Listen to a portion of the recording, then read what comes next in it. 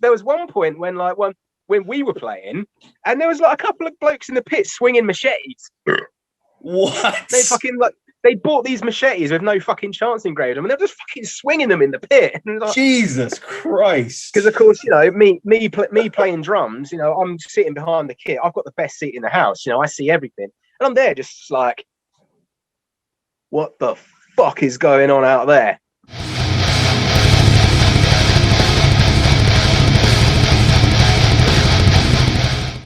Obviously, we've been to Spain as holidays, but we never actually played it. We never actually played there.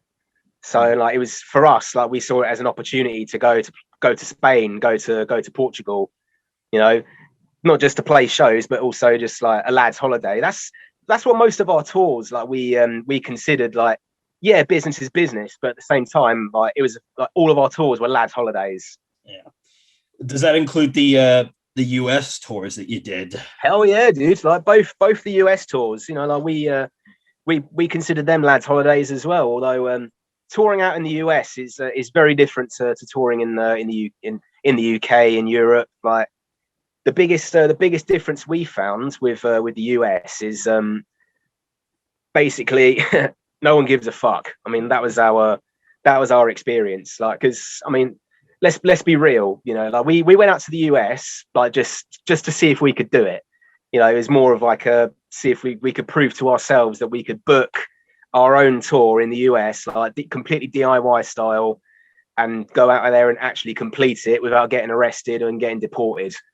That was our goal. Just literally just to prove to ourselves that we could do it, and we did it. Yeah, twice, didn't you? Twice, yeah. Twice, yeah. Yeah, man. But the literally what we did was we had we established contacts. So it was Dave sorted out everything pretty much himself, and we established contacts, and there was a band called Sicker Than Most who was signed to Good Life at the time, same as us. And Dave got in touch with Joe, their guitarist, who is now the singer of a band called Departed, who are a New Jersey beatdown bands. Okay, fucking good actually. You should check them out. They're fucking heavy. Yeah. But so we got in contact with Joe, and we ended up shipping our guitars out to his house, and I sent out my cymbals, and I ended up just borrowing various bits of equipment from band members at each show, which in the US is kind of frowned upon, because every band at every gig has their own equipment. Is my experience. Every band had their own backline, their own rigs, everything. Even at local shows. That's unthinkable in the UK. It's almost crazy. In the US, fair enough. Everyone's got their own fucking station wagons and shit, and equipment out there is so easily accessible. Whereas over in the UK, it's just not logistically possible to do that. Especially for DIY punk gigs, you just can't fucking do that. You just have a band that would provide the back line or provide the drums or whatever, and every band uses it. That's kind of the unwritten rule, and everyone's cool with it. But I thought I went up to this geezer and I said to him, I was like, mate, is it all right if I use your drums? I thought he was gonna fucking knock me out. Seriously, he looked at me like, what? Can I borrow your drums, please, mate?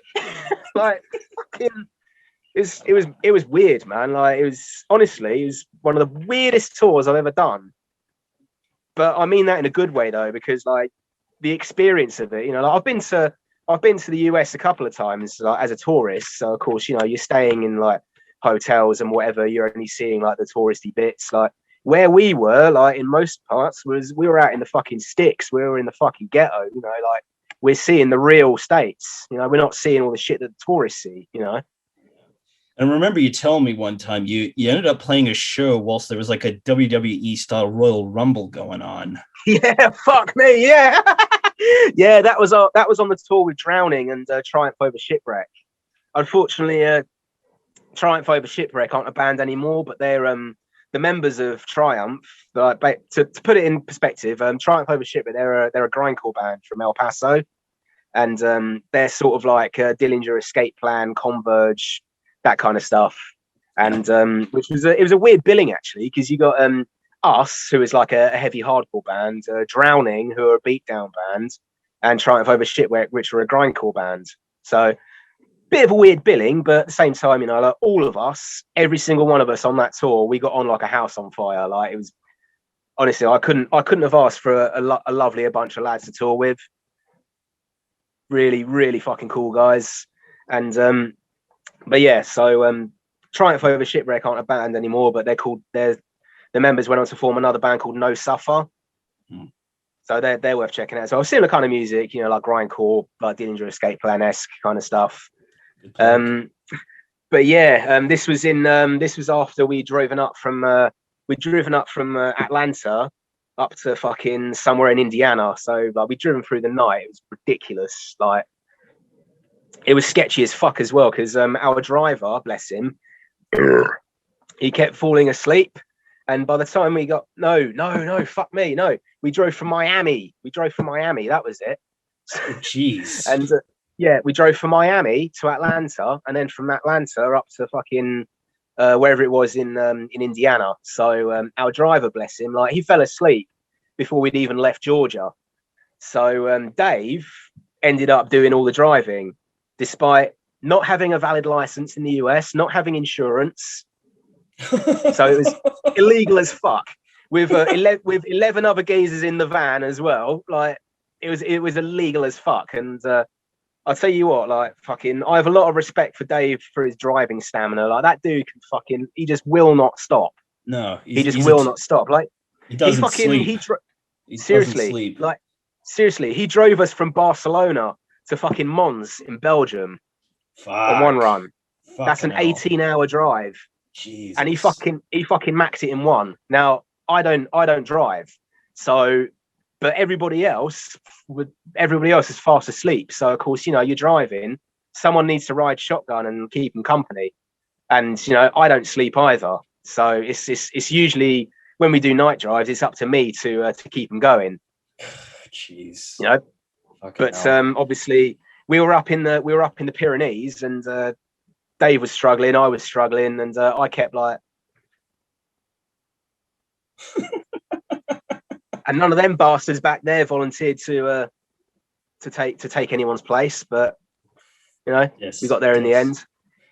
But fucking yeah, we got to Indiana. Sorry, I digressed a little bit there. No, that's fine. Yeah, so we got to Indiana, and I just like it was already said, like, yeah, there's going to be like a Royal Rumble going on, and like, you know, I'm not a wrestling fan. I think it's a load of bullshit. You know, sorry, that's just my opinion. Roast me in the comments if you want. I don't give a shit. Anyway, and so I'm watching them setting up this wrestling ring, and I'm like, I'm on my 10th PBR by then, so I'm just like, oh, fuck it. This is going to be a laugh. It's going to be good. And it was fucking jokes. Like, it's just the most surreal thing anyway. Like, you're standing in the middle of a fucking hockey arena, and there's a wrestling ring there, and you're watching like 30 grown men like pretending to slap each other. It was funny as fuck. Wrestling!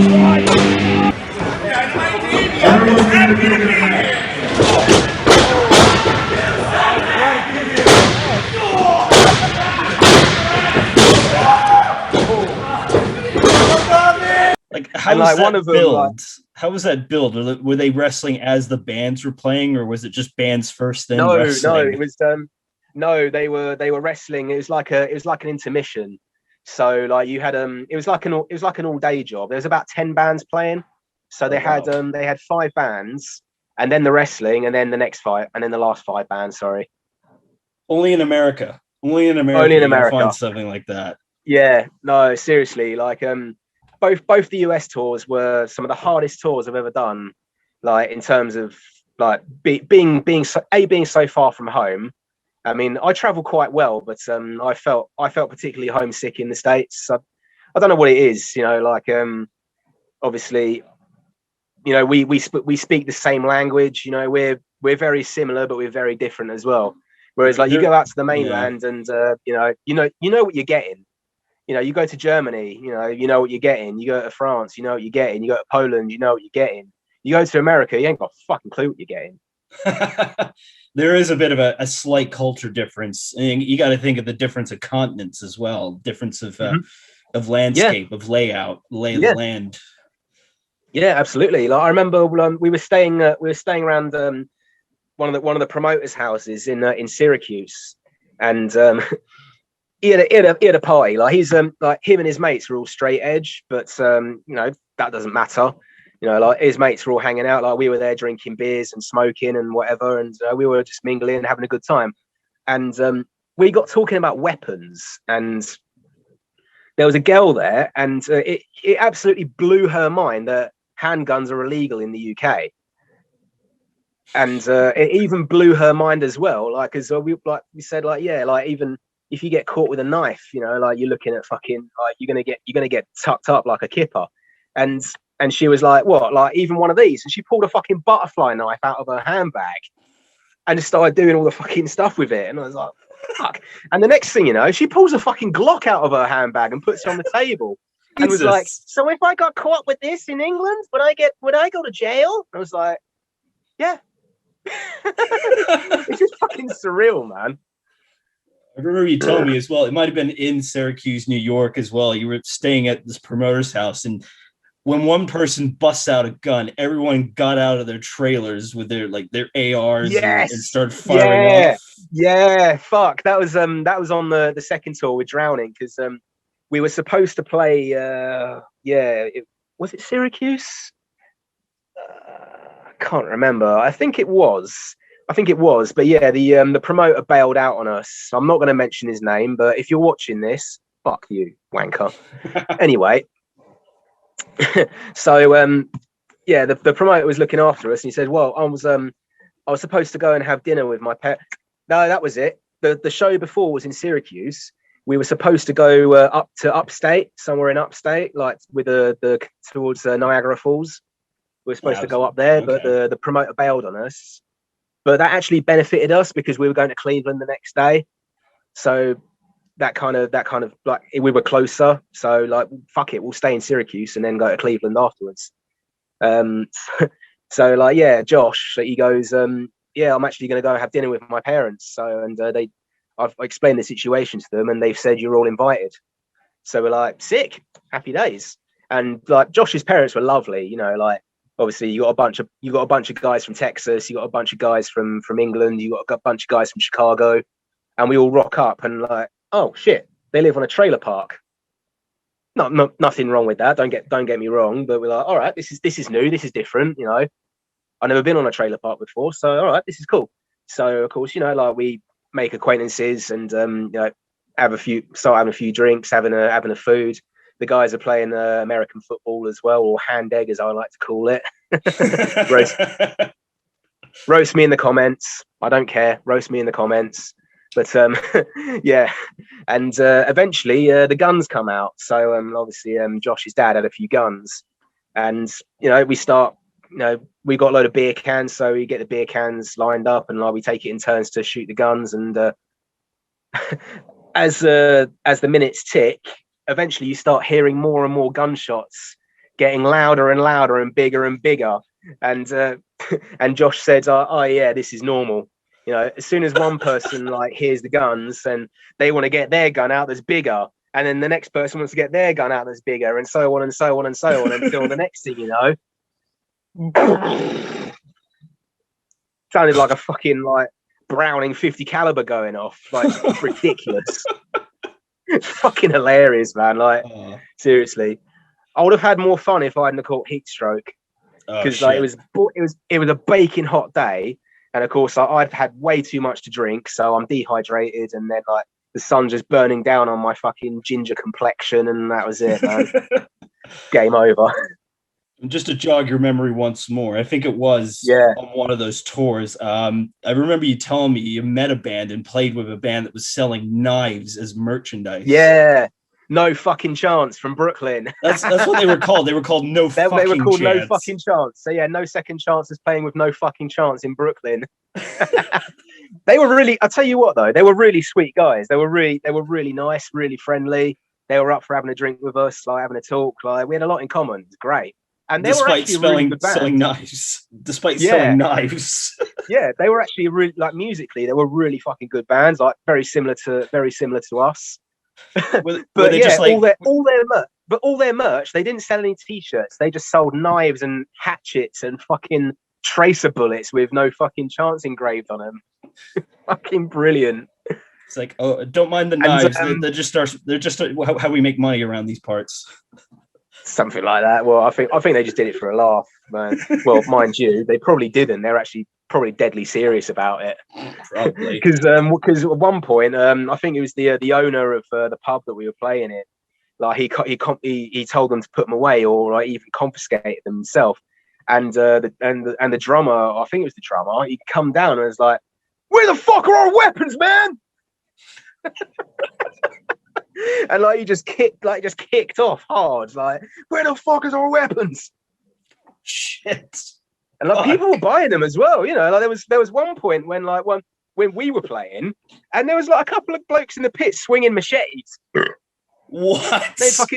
They bought these machetes with no fucking chance engraved them, and they're just fucking swinging them in the pit. Like, Jesus Christ! Because of course, you know, me playing drums. You know, I'm sitting behind the kit. I've got the best seat in the house. You know, I see everything, and I'm there just like, what the fuck is going on out there? They had the knives out even during your set. Jesus. Wait, it was surreal. Like honestly, you know, I thought I'd seen some mad shit over here, but out there, it's a completely different world. It really is. Like considering like none of these people have health insurance as well. Like they go fucking ham. They go in. Like seriously. Nothing to lose, I guess. Maybe. I don't know. I mean, we've touched on crazy tour stories. I mean, what's one you can think of off the top of your head that sort of sticks to mind? Coming back to the US as well. We were in where are we? We were in Boston, and we'd finished the show, and we were just waiting for. Brian, the singer of Drowning. Like he'd gone to because the promoter fucked us over as well. So like Brian went off to try and get some money out of him, and we all sit in the van, and like there was a car parked like a bit like about I don't know 20-30 meters away from us, and fucking the biggest blackest dude you've ever seen comes around the corner with these two girls. And like they start fucking like playing with each other and shit on the car, and like we're all in this van just watching them. And it's like, yes, lad, yes. And then the next thing you know, fucking the girl gets down, pulls her trousers down, starts giving him a fucking blowy in front of all of us. And then he gets to go on the car and starts fucking macking it in front of everybody. What? And this is in fucking Boston, and I was like, mate. Seriously, you can't make this shit up. You can't fucking write it. And the best part about it was he'd obviously, you know, bear in mind there's about 11 of us inside this van, and we're all just like, hey! He fucking turns around, like, right, he's like this, yeah. He turns around.